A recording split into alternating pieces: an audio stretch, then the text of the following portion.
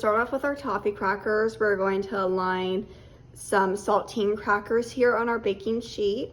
The stove top, we are going to melt 1 cup of butter, which is 2 sticks, which is 16 tablespoons.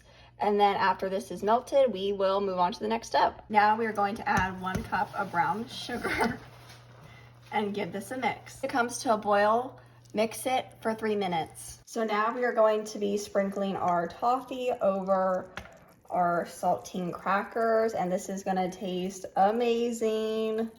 And then what we can do is just spread it with our spatula and make sure it gets over everything. And we're going to bake this in the oven at 350 for 5 to 6 minutes. Just came out of the oven, and now we're going to be sprinkling 1 bag of chocolate chips over our crackers.